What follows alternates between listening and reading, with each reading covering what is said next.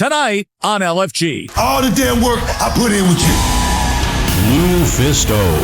What can you do with this person who's new so they look good, you look good, and everybody's safe? Might as well put him in a black leather jacket and a black hat. Jeff Lippman. It looked like she was too slow for school, but she came out playing the hot mean girl. That looked really good.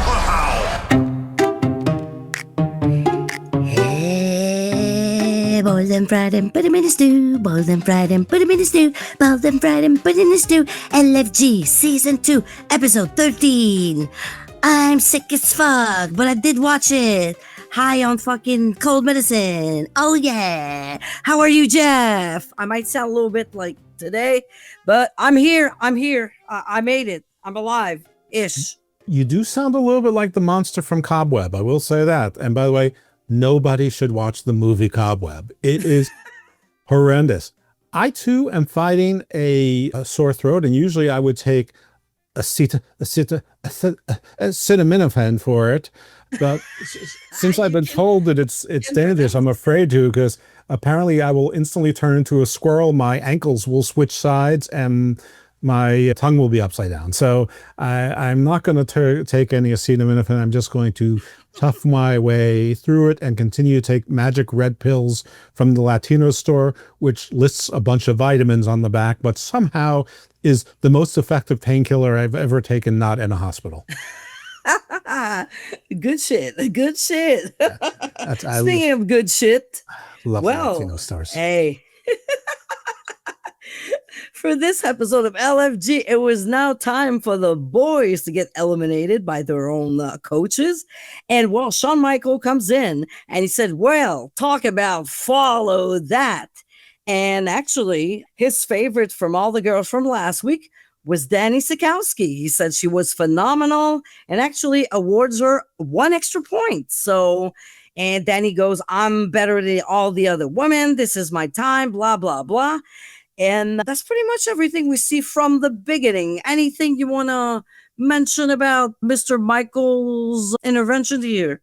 Well, I mean, I guess the only other part is that means 1 more point for Team Taker. I don't really know if he's still 3 behind Michelle or if he's now 2 behind Michelle or how that's going. But I don't think any points were awarded last week. So I think now he would be 2 behind his wife. And that was the only point. They also told us nothing about BJ at the top of the show and what was happening with that.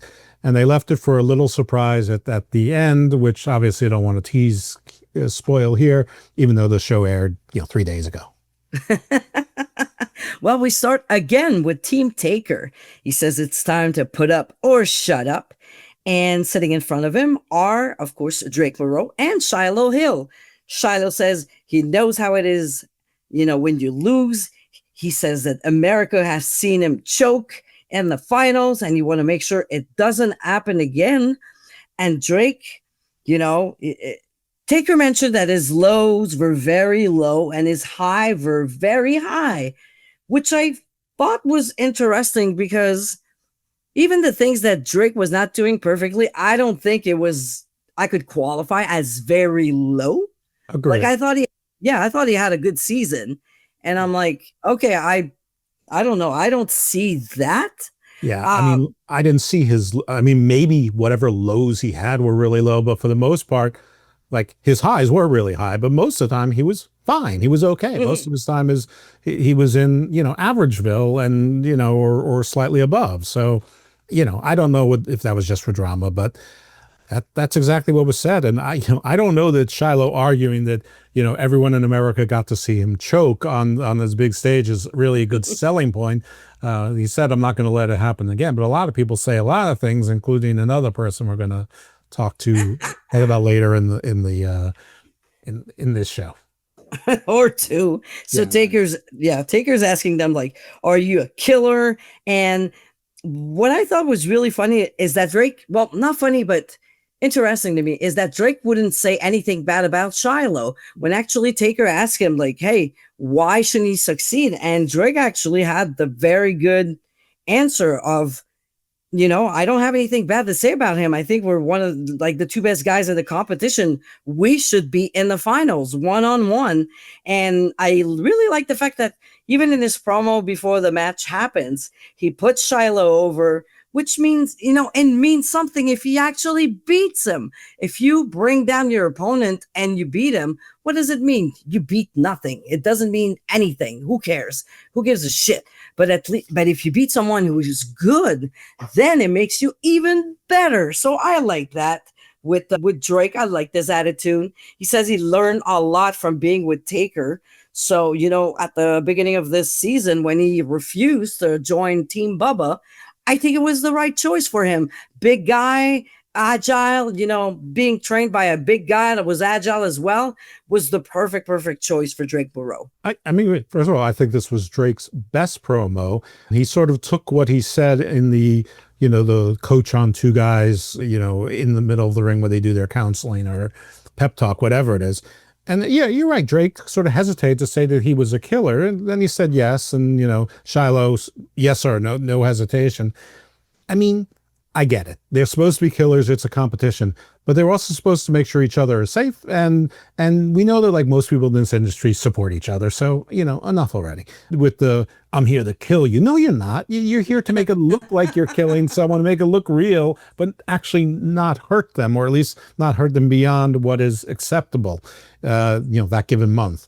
Anyway, the Drake promo was a lot about it. It was like he harnessed it. He's like, yeah, Shiloh's really great and he's been terrific and he's a winner, but he choked and, you're my best friend here, but you know what? I'm leaving that all outside. And he cut an emotional, spirited promo, real energy, and it felt authentic. And it's like, I've actually, like, he always feels authentic on camera when he's just talking about himself. He doesn't always feel authentic with his character. And his character, everything about him felt authentic. So this was Drake's best, showing as a promo anyhow.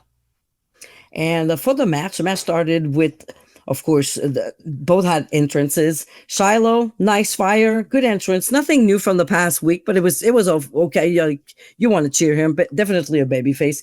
And Drake went above and beyond. I thought he had a great babyface entrance. He went into the crowd, to give the beads to a lady, and even the camera guys had some, and even the coaches were like, "Oh, that's cool," like he's finally getting it. Like I get into the song, I get into like everything he's doing. I want to be part of whatever Bayou world he's part of. So yeah, he's grown a lot on me when it comes to character. Like I think he has found what was missing at the beginning for, he had the music, but was not really into it. Now he plays with the music and uses it. So that was good.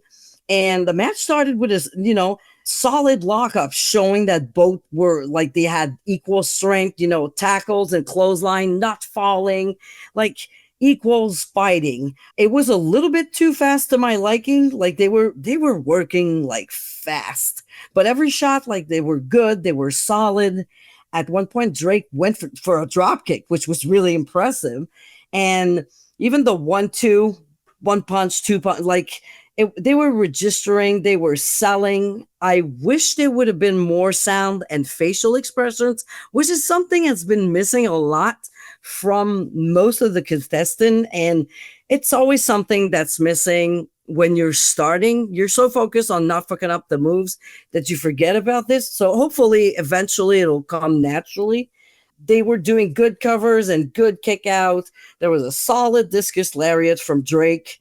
I felt that Drake was more aggressive. He was the babyface that had more aggression. So he was kind of playing the heel role, meaning he was doing eat on Shiloh, but never cheating because he was still a babyface, still, obeying by the rules, listening to the referee. Shiloh went into his belly to back into a neck breaker, 1, 2, 3, and that was it.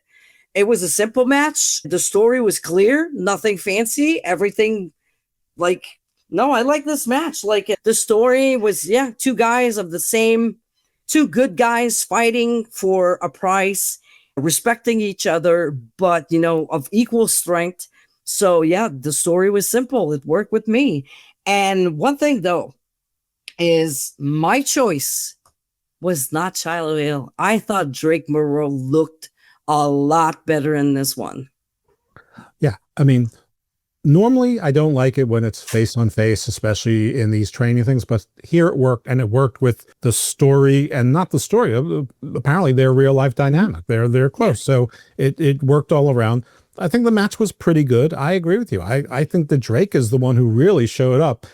What I thought was really funny about this is that Booker the entire time was trying to talk up Drake, and with Booker, you can't tell if he's sincere or if he just doesn't want Taker to advance Shiloh. And I think that he didn't want Taker to advance Shiloh, although Drake actually did perform better. He showed up, but over the course of 2 seasons, and they're both 2-season veterans, Shiloh has been sort of more the consistent player, but he does seem to choke or not put in great performances when it's the most important. And this is like 0 for 2. He wasn't bad. He didn't choke, but he wasn't great.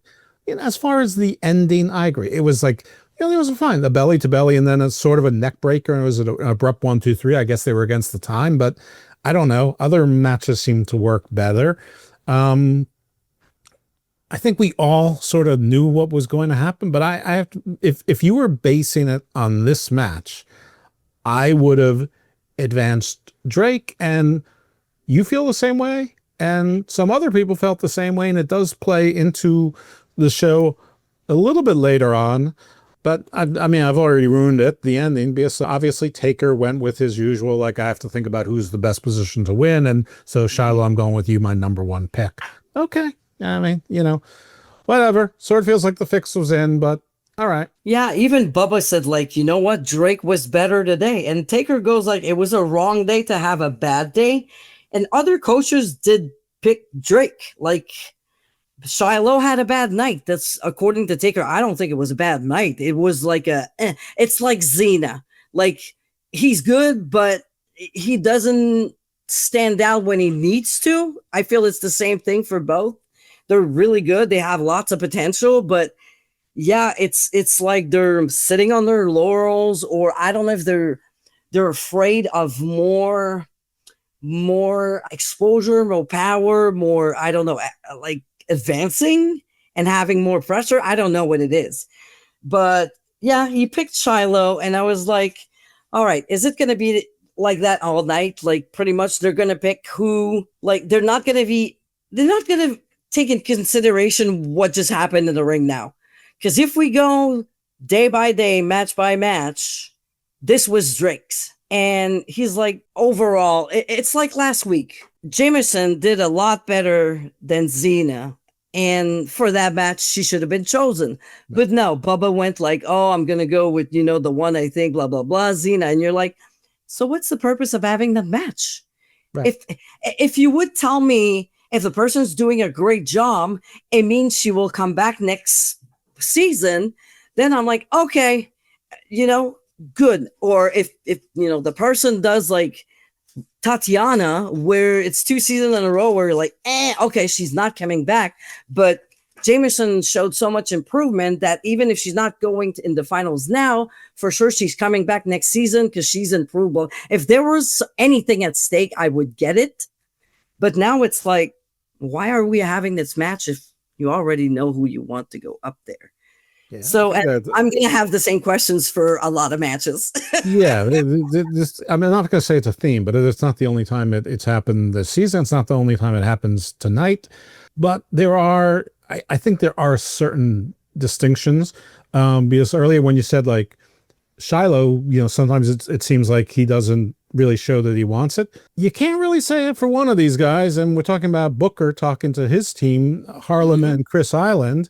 And Booker really, he just wants them to show him, are you really that dog? And then you just see Booker alone saying, whichever one of them punches the other one in the mouth, then I'm going to know who I'm going to pick.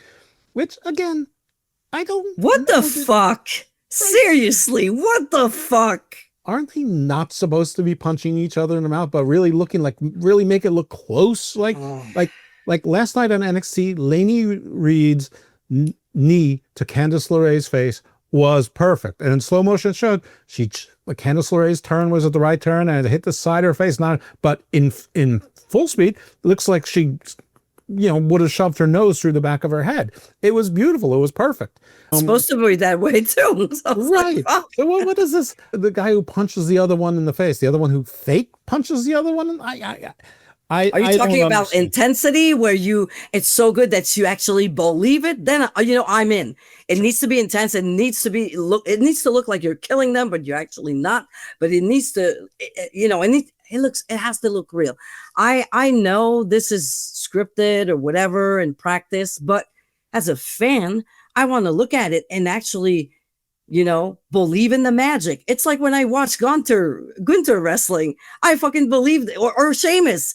I believe these guys are beating the shit out of each other. They are, but they won't actually hurt each other. Of course, they're going to feel it tomorrow. And Sheamus is going to be fucking blue because he's white as fuck. Right. But they're going to be all right. It's going to look great, but they're going to be all right. Nobody's going to be injured or not able to go to work the next day. But anyway, Chris, says he's going to do anything, everything. And Harlem goes, I don't like you. You're not a killer. You're just pretending, which, well, he's not wrong. So we get into the match and Harlem comes out and I'm like, oh my God, he looks like Steve Blackman and Dr. that had a baby. That's how I see Harlem Lewis, pretty much. He comes out with palpable menace, and Yes. that's great. And Chris still feels wrong in his karate gi and doing like hand gestures really small. And Chris still sort of feels to me like he's a kid in a Halloween costume a little bit to me. Harlem's right. Chris is a little bit of a pretender. Like last we saw Chris, he's like, boy, that kid, I stowed him away, but now I'm going to let him out and it's not going to be pretty. The danger's coming, whatever. I was like, I was waiting for it. Right. Wolverine. I mean, what's happening here? But it was more so. That said, I'm going to let you take the match because I think that we're going to come to the same conclusions. Yeah. So his entrance was like, again, more like a UFC fighter, very focused. And, I felt it was what it was. Like he looked more like a UFC fighter than an actual pro wrestler. Sometimes if done right, it works. But in this case, it was just like you said.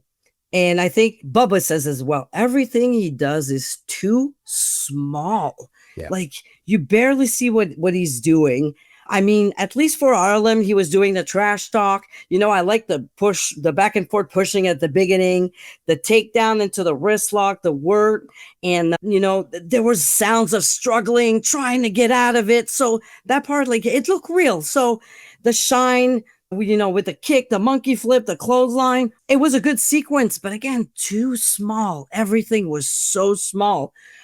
I like the cutoff where there was the grab pants and a good shot to the back from Harlem. He slowed down the pace. And I love when you actually punch someone and you sell your knuckles. You're like, oh, I punched him so hard, my hand hurts. And Harlem was doing that. I really like that. He was trying to get out of holds, fighting back. So that's a good babyface thing to have that I really liked. The belly to belly was nice. The match was kind of weird the way it was set up because Island was over most of the match. And then Harlem reverses a suplex into the jackhammer, 1, 2, 3. I thought the structure of the match was weak. There was no selling.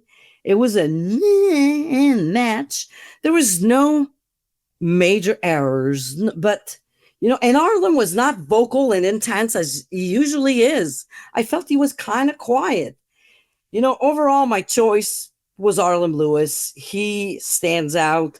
When he's in the zone, he's really in the fucking zone. But for this one, he kind of, it's like he knew he was going to the next round. Something about he just went through the motions.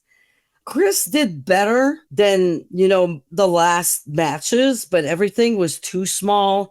And the commentators, were talking about Harlem and they were like, he doesn't care about human life. I'm like, well, say it to his face, because in this match, he didn't sell it at all. Like he knew he was going to the next round. And even Bubba said, it's like, no one shined more than the other. And I agree. I mean, Harlem was just better overall because he is overall better. And Chris was like, oh, I improved a lot and I will do me. I'm like, well, I was waiting the new you from whatever you said last week, and the wrestling part was better, but still small. And I haven't seen the character you were talking about. So I was like, yeah, okay. So that's it. Harlem goes to the next round. No surprise, but no excitement either. Yeah, I mean, the whole match I was, and hearing Chris's candids afterwards, I was sort of picturing what Harlem was saying about him when they were talking to Booker. And it is sort of like, blah, blah, blah, blah, blah, blah, blah. You talk. And, it was good. Harlem opened with the shove. I like that. I like the aggressiveness. I very much like the clothesline from behind. For whatever reason, I think those are very impactful. But you're right. Most of the match was 50-50, and most of the match was not particularly impressive. I mean, it was sort of dullish. Harlem was talking a lot in the beginning, but then it's like he forgot he needed to talk and he stopped. Chris, I don't know. I mean, okay, one thing that was fantastic, he clearly accidentally enziguried himself outside of the ring. Like, I forgot about that. He enziguried Harlem in the corner, and he basically, his own momentum took him out of the ring. And they're like, did he mean to do it? They're like, no, that wasn't part of the plan. And they're like, it looked good. It did look good. And there was one sequence towards the end where Chris put together like 4 or 5 moves in a row, which is great. And they all looked good and they looked impressive. Mm-hmm. But he can only do that in spots. It's like he'll have like, in a 6-minute match, he'll have like 90 seconds that look really good, but but 60 seconds of them will be together. The other 30 seconds will be spread throughout. And the rest of the time, it's just sort of meh. And I think that Harlem was sort of meh. But in the case of meh, Ty goes to the guy who you think is going to actually kill someone who wants it. And Chris does feel like a pretender. Now, I actually thought that by a nose, that Chris was actually better in this match. But based on his body of work, based on his body language, based on the fact that he always looks like he's going to cry. Yeah. And based on that, Harlem you can't teach when somebody walks out and you're scared of them. I mean, Brock has that. Chris Benoit had it. Steve Williams had it. Dr. Death Steve Williams, not Steve Austin. Though he had it too. There are people. Bobby Lashley has it. There are people just like Orton has. There are people who just look like they're full of menace. Dan Severn, they're people that they just look like they're going to kill you. And Harlem Lewis looks like he's going to kill you. And it looks like he wants to kill you. And it looks like he wants to eat you. And he may even throw up and eat you a second time because he just wants to, because he wants to kill you twice. And so Booker picked Harlem. I think it was the right call. I know it was the right call. Yeah. And then we see Chris like sort of in a costume, almost like with like Macho Man Randy Savage glasses, different headgear. He's looking, and he's in his car, and he was sort of like, oh, so they were making a joke out of me, or Booker wants to ride with Harlem, and he started making excuses, and okay, I get it, the fix it, and he reminded me right then of Patrick Clark from the time he got released through the present, still the same kind of whininess. And if anyone else was getting that read, it's like, all right, well, yeah, I now I know, why I want to get rid of the guy. But Patrick Clark now working with Maryland Championship Wrestling, which is better than nothing. Perfectly good promotion, my local promotion. But, not where people thought he would be at this point in time. Chris Island, I think, there's plenty of places he can work, but I think he still needs to go to wrestling school. He needs to go in the indies and figure out who he is. Yeah. That's what I think. He needs to, not be in an environment where everything comes easy. He needs to work, find himself, and struggle a little bit. He says he has that thing or character or persona inside of him and needs to come out. Well, maybe you need to struggle a little bit and see how it is on the indies to, make this come out. If it's something you can use and it will make you better, go out there and use it and learn.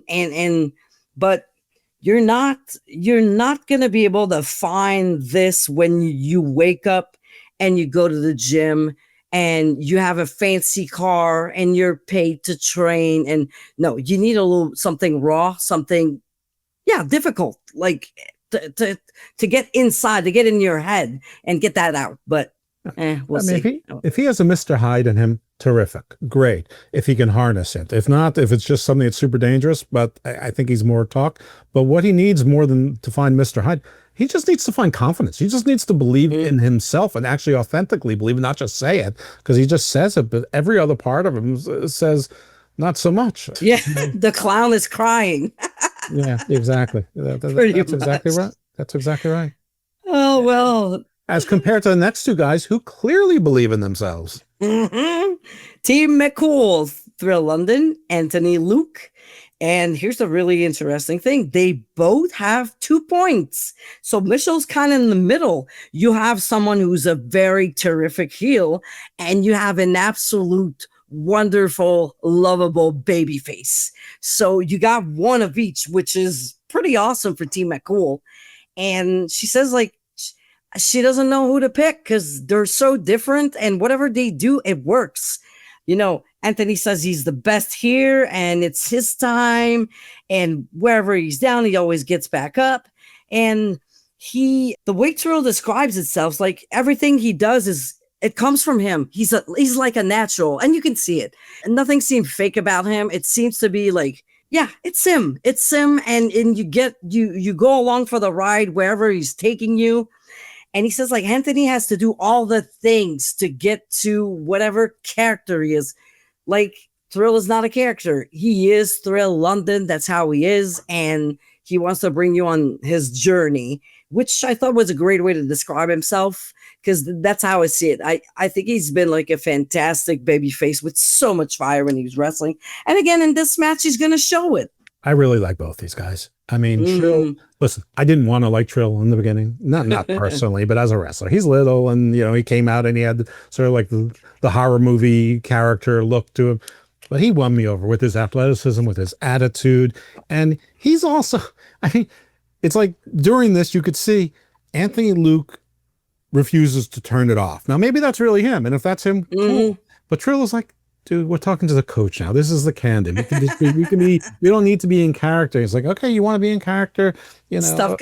Right. My basically suck it, you know, like, you know, it doesn't have to be that serious, but don't get it twisted. If you want to be serious, real me can be serious too. I think he even said I think at some point they said his real name, like his first name, which I forgot already, but, Me too. but that's fine. That said, I mean, you know, Michelle McCool said, listen, you guys are really head to head. You're neck and neck. Make the decision for me. When Anthony Luke says, I love this and it's my time, I do believe he believes both those things. And he does love it. He absolutely lives it all the time. And that's great. And that's not to say that Trill doesn't. I just think that for Trill, it's like a really great job, and he'll be really great at. Anthony, this like feels like a mission, and that doesn't mean that's why you should get the job. There's lots of people who want something really bad and they're just not that good at it. But he's good at it too. And as much as people have been trying to compare him to The Rock or to Maven, which is, you know, not exactly an insult, but it's, you know, sort of like Diet Rock. I never really, I saw they were trying to make it, but, you know, they tried to do the same thing with Ricky Starks, Ricky Saints. I see it more with Anthony Luke than I see with Ricky. Like, Anthony Luke looked really big in his conversation with Trill, with his movements. And this was a fun match. And I know you're going to break it down, but I thought like everything. I thought the ending was good, and they paced themselves enough that the ending didn't feel abrupt. It felt like a real match, and it was the only one that felt like how a real match should go. Like, I have no problem with an abrupt ending if you did like a cataclysmic move, like you did something that's like really devastating. But they've just been like finishing with like, you know, like Shiloh's neck breaker. That's no rude awakening, you know. It's not even a Cody cutter, you know. So you know, but this match, this could have been on TV. I really enjoyed it. Oh yeah. But I'm just babbling on and on now. So yeah, break down the match for the good folks listening. So indeed, this could have been on regular TV, like Luke he looks like a star. He's a natural. He's got charisma. Yeah, he looks like The Rock, but I think you know, that's his face. What do you want to do? He's not going to change his fucking face, but he looks like an athlete. He has you know, again, charisma. He's natural. He's such a great heel. And Trill, so much fire. He's unique. Yeah, clear cut baby face that gets the crowd going. The lockup, they work like the stronger heel versus the faster baby face. Anthony Luke is never afraid to use, the cheat. Even if the guy's smaller, it doesn't matter. He's a heel. He's gonna cheat. He's gonna pull his hair. And when they went into tackles, Trill was the one falling because, of course, he's smaller, and it makes sense. Like, even if he's the one running, he should be the one falling because he's tiny compared to Luke.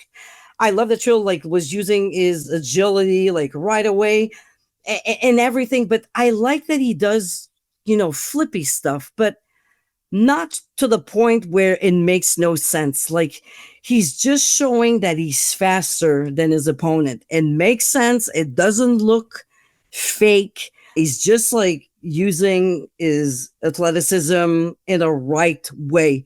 It doesn't look corny or fake to me. It looks great. And also, let's mention it, Anthony's a great base for all the moves Trill wants to do.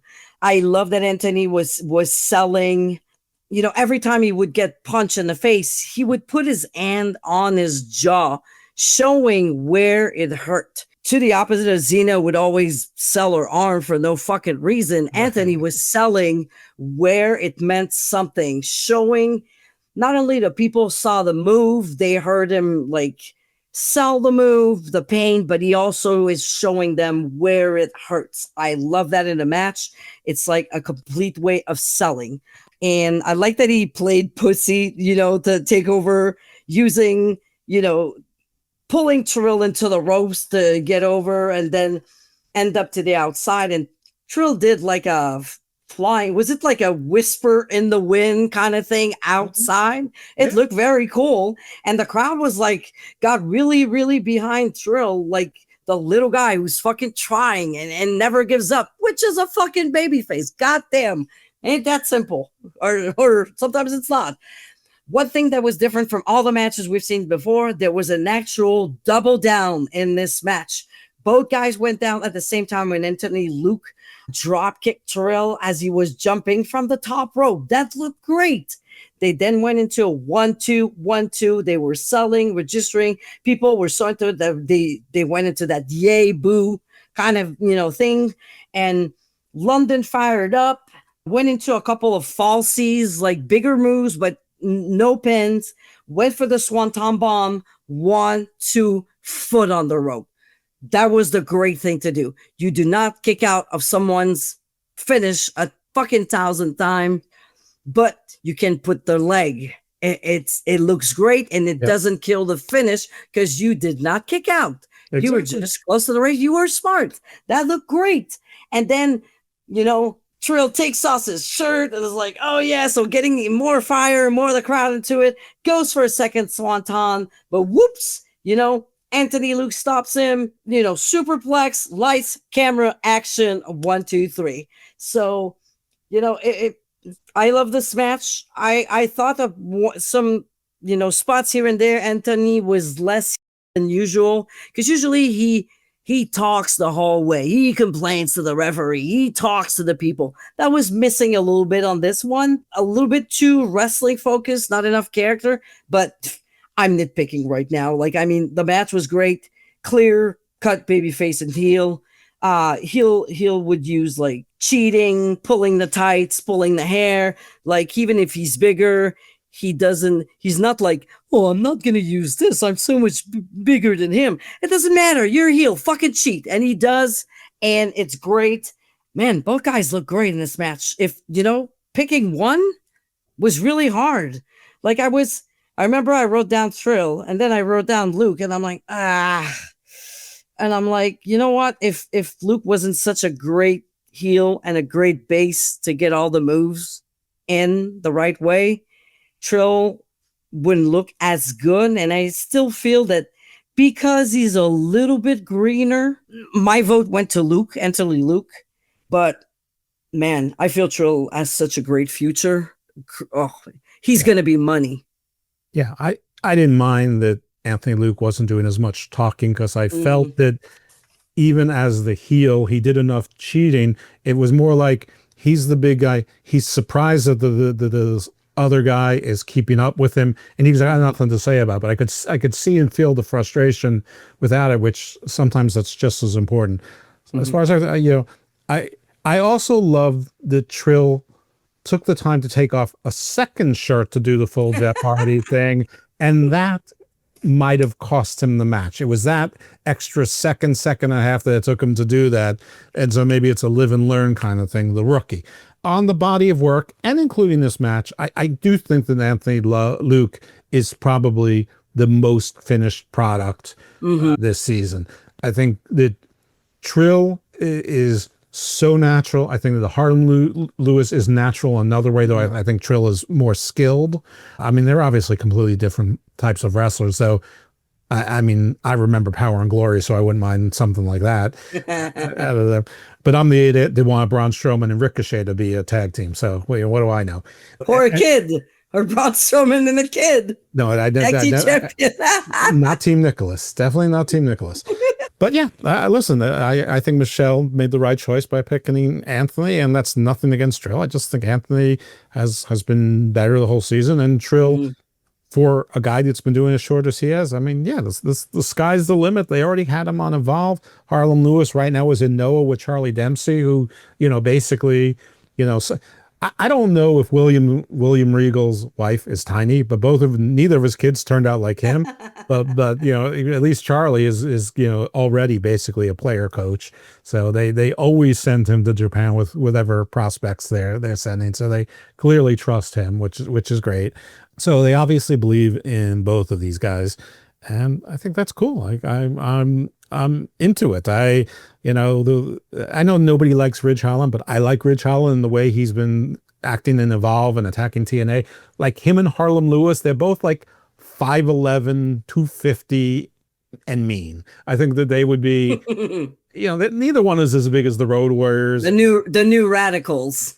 Yeah, something like, but more Perry Saturn than the other guys. But anyway, enough of me and my fantasy booking. I agree with everything that happened here. And then came what might have been our only plot twist, which I will just say, in the beginning, it started good, and then it got hokey. Cringy. It got very Vince McMahon-y. Yes. That's the perfect way to describe it. Oh my God. Our friend BJ Ray representing Team Bubba, because, Elijah Holyfield is dealing with a torn tricep, got surgery, everything. So BJ gets a bye, apparently. So BJ goes like, it's me and you, coach, blah, blah, blah, blah, blah, blah, blah. Bubba says like, I had high hopes for you, but you just reminded me why nobody can stand you. Then we go to the ring. Elijah's in the ring. BJ comes in, with his shirt with Bubba cross on it, and in fucking bad and hand paint job or whatever. He tried to do the NWA style, but anyway, like a kid would do. Right. It was clever. It was clever to cross Bubba's name out, but he did it in the laziest way possible. And wrote like BJ underneath. It looked like shit anyway. Really? And was then almost good. Oh, it's so bad it's good. Yeah, no, not really. So he had a cocky entrance. So I was like, is he hell? Is he face? No, he's just a dick, pretty much. He went on, doing a heel promo, which was the promo was good. I like that he went like, hey, can you lift your hands? Oh, no, you can't. That was kind of shitty. I mean, in a good way. Right. And, Bubba's like, you know what? No, you're having a match tonight. You're not getting a bye. And then comes the surprise. Yes. And apparently, since he was cut, there's now a free agency rule. And Bubba apparently claimed Drake Moreau for Team Bubba. Drake agreeing to give Bubba a second chance because Bubba's giving him a second chance. Mm-hmm. And Drake Moreau comes in and basically rolls up BJ from behind for the quick 1, 2, 3. And if you hadn't figured out that it was campy already, it was completely campy. And then, so they sort of ruined it already with that because, like, the order was wrong because the next part was good, but it was already ruined. So BJ is berating all of the coaches, and he told Bubba, he goes, I told you if you ever put your hands on me again, I would absolutely end you. And Bubba's like, he's getting up, and I think that this was real. Booker's like, don't do it, Bubba. It's not worth it. And Undertaker grabs him and says, Bubba, don't. And Bubba goes, with all due respect. And I guess they're like, all right, you're going to do your that was pretty nice. Like, oh, big vet right here, with all due respect, sir. I just want to mention something before we get to the other part. Sure. When he gets beat by Drake Moreau, you see BJ Ray cut some sort of promo. He's like, so you're going to come here and beat me fair and square? I'm like, yeah, that's pretty much what he did. What the fuck are you saying? Yeah, he said, I just did.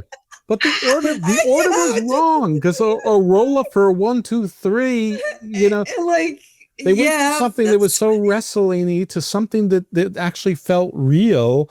And I don't know if they knew how well that this was going to come off because I really thought that Bubba and him were gonna, you know, try to throw down or something. And then I was hoping for it. Do you remember? I mentioned it in one of the episodes. I'm like, he has no one to fight. Like, Bubba's going to get in the fucking ring because Bubba, I mean, he's not wrestling anymore, but he will do like appearances here and there. And we saw him like doing spots for NXT. Like, he still can go when he wants to. So I was like, hey, why not? You know, and TNA coming soon. So yeah. So why not? Yeah, no, I mean, absolutely. And so again, the order. So then Bubba comes into the ring and he basically calls to Drake and he yells for Zena, which at first I didn't realize he said Zena. I thought he said Cena.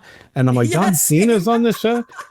And you know, then basically they're just beating up BJ Ray. They give him the ball buster. I forget what that was called. Yeah, what's up? Do you know? Bubba passes. You know, I have the what's up. Because you've done it. No, the Dudleys gave it to me. Oh, I wrestled in a 6-man tag. It was me, Tony DeVito, and Justin Credible versus the 3 Dudleys, and I was the victim of the was up. So yes, I had Devon's head. Oh, they gave it to you and that you were on the receiving end. They didn't give it to you. Yeah, I was on the receiving. There's pictures. I could try to find them and post them. And after they put me through a table, it was a wonderful time. You should sell those pictures. I mean, come on, that'll get you a new computer. Oh yeah, I need a computer. Anybody wants to get rid of a computer? I need one because this show almost didn't happen. So anyway, just buy her. Bubba gets. You don't need to give her your old one. You can buy her one. She doesn't want to see your search history. Jeez. Oof, whoever you are, I'm sure it's bad. I also want Demonito. Just a reminder. So, you know, Bubba gets the Dudley glasses, gives one to Zena, gives one to Drake, and then he goes 1, 2, 3, points at everybody. Get the table. So Zena and Drake double choke slam our friend BJ Ray in the table. And Drake goes like, I'm back, baby. So he's officially on Team Bubba. And that's how it ends. So I was like, I wish Bubba just would have fucking punched the living shit out of him. I mean, I get it. It was fun for people in attendance, you know, little wink to the past and to the Dudleys. And it was like, but it would have been better to see Bubba beat the shit out of him. Yes, and I would pay good money for it. Mm. And also, they need to make it make sense. I mean, so BJ lost because of that. I mean, obviously, somebody said to him, "You're not advancing." Like, that conversation should have been shown afterwards. Like, they should have saved time for that conversation to be shown to see, you know, because this whole thing with Drake was so canned. And listen, I believe that Drake deserves it more than BJ Ray. Mm-hmm. However, this was bizarre. And why didn't they find someone on Team Bubba like 5 weeks ago to compete with BJ? And I don't know, like, make it make sense. Like, what it wasn't even that clear that you could pick up a free agent and put them on your team. But I know they make up the rules as they go along. I know it's wrestling. I know it's not that important. You know, it might have been Bubba when he saw Drake's performance and said, like, you know what? He was better than Shiloh. He shouldn't be eliminated. You know what? Hey, whoever LFG's bosses are, like, you know what? I don't have a second player. I think this guy, is good. Like, if he wants to join my team again, I'd like to have him because I'm one guy short. Like, I should have someone else. It's not my fault somebody got injured. It happens. Okay, I see this happening. And LFG boss goes like, yeah, it makes sense. Like, you should have somebody, you should have a replacement. And if you think this guy can make it, okay. And again, I've only said good things about Drake in the past 3 or 4 episodes because I feel he's been getting so much better and better and comfortable with his character. So I'm actually happy that he's not gone because, again, to me, today, he was better than Shiloh. So good thing for Drake Moreau. And that's probably what happened. Well, a storyline or whatever. Anyway, it would make sense that Bubba goes like, hey, I'm short a guy. I'd like this one. Okay. It makes sense. You're short a guy and you're stuck with fucking BJ. Right? He's been short a guy a long time. I mean, it's been a few episodes. Like, all I'm saying is that none of this made sense. And, it sort of is a new entry into the rules that I didn't know was even a plot twist. And listen, I don't feel bad for BJ Ray because I'm sure they told him, whatever, that he's still under contract, no problem, all this other good stuff, whatever it is. Listen, he is much more interesting to listen to and to want to punch than Grayson Waller is. Grayson Waller, I just want to punch once, but want him to like go into like the I don't want to watch him. But BJ as a shitty fucking annoying manager, I see him. Not a wrestler. BJ being punched over and over and over again and never getting tired of it. So take that apron bump like Bobby and just do that would be great. Absolutely. And every now and then he surprises you or whatever if they're going to go with the manager route. And I did say that like some weeks ago, I saw more recent pictures of BJ Ray. He posted them and he actually had cut weight and was defined and all the things that we hadn't seen. So obviously someone, told him, from the neck up, you do everything right. But from the neck down, you're not. Clearly you could because you were a D1 wrestler. Anyway, I just thought it was weird. They didn't even explain it that well in real time, through the narration or commentary that well. And since it was so obviously ginned up, I think they could have told us that. Anyway, I'm talking a lot about something that's not particularly important unless, of course, you're BJ Ray or Drake Moreau, and then it's very important to you. And I'm not mad about Drake Moreau being in the Final Four by any means. I just think that if you have a game with rules and the whole time we're saying it's the way it's structured, I have to let one of you go. And then all of a sudden you change things within the last 5 minutes, so to be. Yeah. Do you feel it should be like football? You got your key players, but there's always backups that are always like sitting ready to jump in if there's anything. Like there could be a bunch of guys and girls like on the side. Just if something happens, like you guys will be the replacement. If somebody gets injured, someone gets a chance. 2 guys, two men, 2 women. As the first, and you're the first alternate, you're the second alternate. So something. Yeah. I have no issue with that. Just like they picked Cutler James, but it was less structured. But they put him in right after BJ got hurt. Okay. Anyway, I again going on and on and on about this.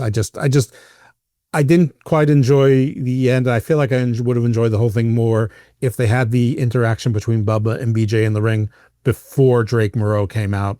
Mm-hmm. Then we could have had fun with it. But it's like, okay, they got me, because they would have got me, but they didn't get me because I already saw Drake do a roll up from behind, and nobody actually stays pinned on a roll up from behind unless you're cooperating.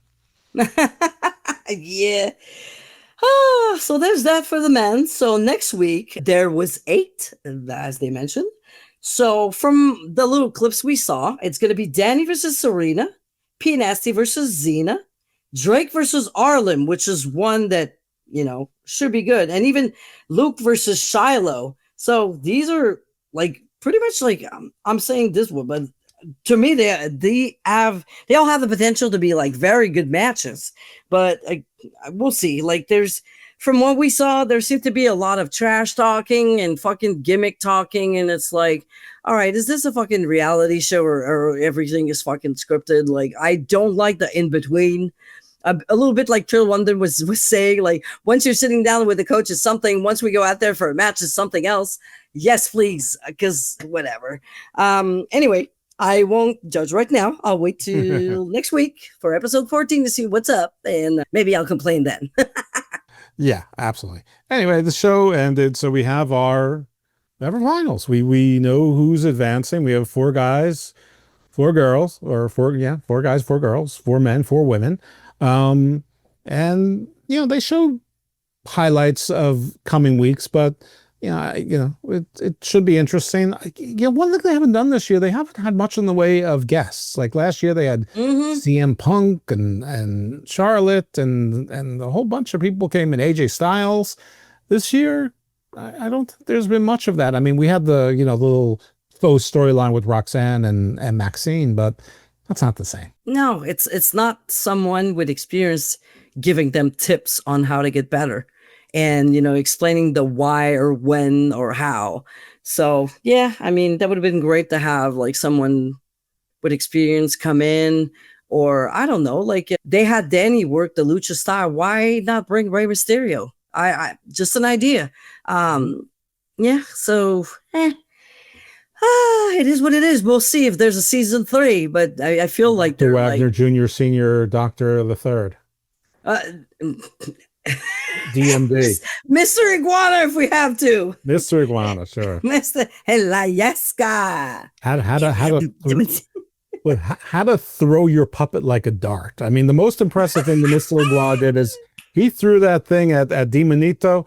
I mean, that was dead on bullseye. That was great catch by Demonito. Well, knocked him out. I mean, so I wouldn't exactly call it a catch. Great selling by Demonito. Yes. Anyway, so I guess that's it for us. My name is LuFisto. You can find me on X at LuFisto, Facebook.com/LuFisto, LuFisto at Arts and Wrestling on Instagram. Follow the Women's Wrestling Syndicate a little bit everywhere. Subscribe to our YouTube. Subscribe to my LuFisto YouTube. And of course, sending much love to the Wrestling Soup, Mish, Joe, everybody. And subscribe to their Patreon. Give those guys good money because they deserve it. They're worth it. They're great. They've been providing you for great wrestling content for more than 15 years. Goddamn, love the soup. And we are the Wrestling Stew. And my co-host is Mr. Jeff, a lawyer extraordinaire. Where can they find you? Well, you can find me on the X at dose_evil. You can find me on this show with LuFisto. You can also find me on the Wrestling Soup and Friendos feed for the Evolve show Dose of Chocolate, which we are mostly current on. Well, we're current up to this week. We missed a few weeks, but that was... Anyway, it doesn't matter. The Body Slam briefs, I believe, are being shifted over to the Wrestling Soup and Friendos feed as well. And I know that the DR White Chocolate, Don Reynolds White Chocolate show, they've been putting that up, and some other odds and ends. And who knows, maybe at some point that'll be populated with a whole bunch of shows that might be fun for you to finally subscribe to. As far as anything else, I have 3 shows, but they're all under one title called Garden of Thought. So just subscribe to that. And they're sort of like 3 different versions, but actually we're working on a limited series where we are reviewing the show Dark, which was a Netflix sensation. And we're doing 1 episode per season. That's the goal anyway. We did season 1. Tonight we're recording season 2, and then we'll do season 3. Who are we? 2 people I went to high school with. so, I guess I say I don't have any friends. I guess I'm sort of lying. I don't know. One is actually a musician from a band called Pre-War Yard Sale, so you can check out their music.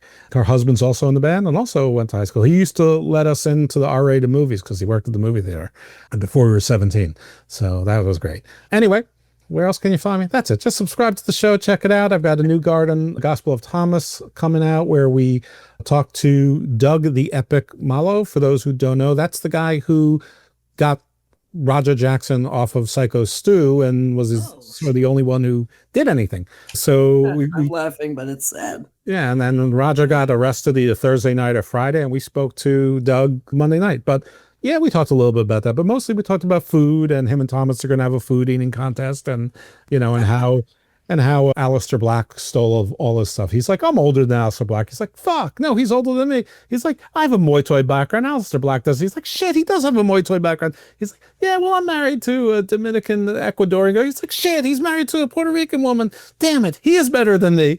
He was like the George Costanza and Ted Danson from Seinfeld.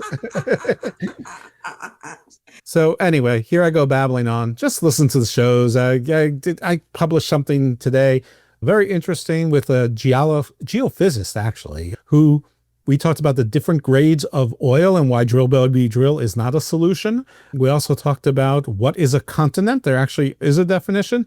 And we also talked about Jeff on Jeff violence and some other things that are of extreme importance. Yes, he's also a Jeff, Dr. Jeffrey Zurich. So, yeah, I don't know. Lots of stuff. That's it. So that's it for now. So on the great words of George Costanza, serenity now. We'll see you next week. Stay with my friends.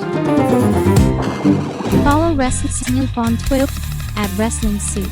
Like and subscribe to Wrestling Soup on YouTube, Apple, Amazon, iHeartRadio, Spotify. With Smilsab.